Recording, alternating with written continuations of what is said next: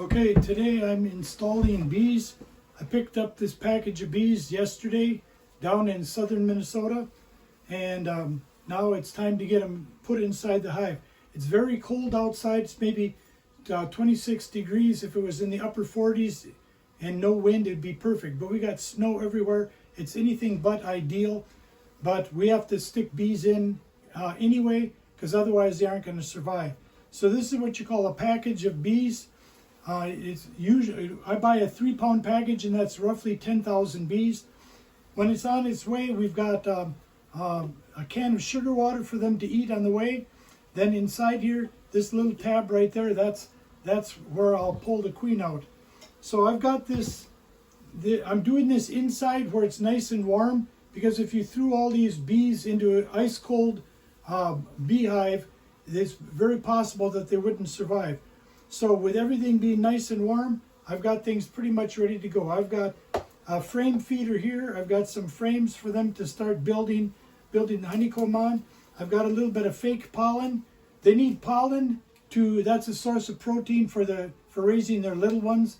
Without protein, without sugar water, they have no way of increasing their numbers, and it's only when a beehive gets with lots and lots of bees that it's able to produce a lot of honey.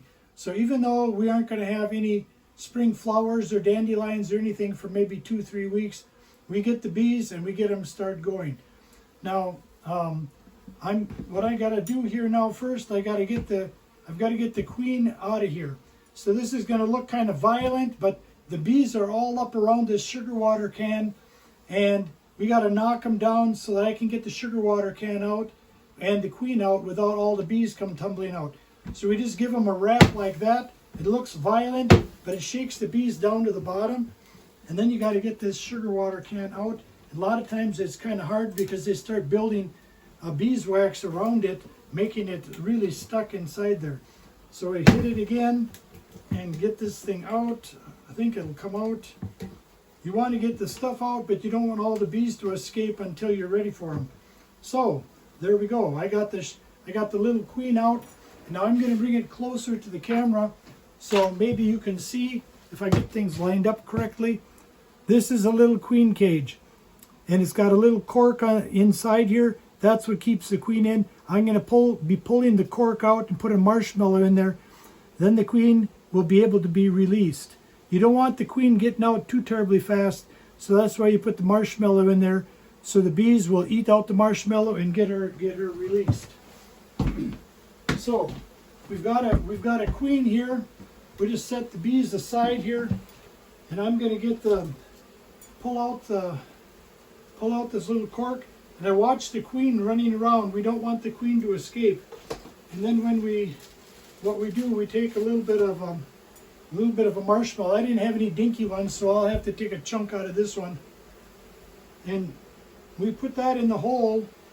And then, like I say, the bees will eat that out, and sometimes bees don't always accept the queen that they have, so that's why you want to have a slow release rather than a fast release. And by the time the bees need a queen, they want a queen, they just aren't used to this queen here as being their queen. So at the time that it takes to get the queen marshmallow out, hopefully they'll all be good friends. And then down here in the bottom, once we shake the bees, I'll put some bees on the queen there so they kind of know that that's where the queen's at. And then I'm going to set the whole cage down inside here, and I got the little spacers so that it doesn't squash any bees. And you'll see how this all goes. So I'm just going to whop it one more time to get the bees down, and then we gotta do business here.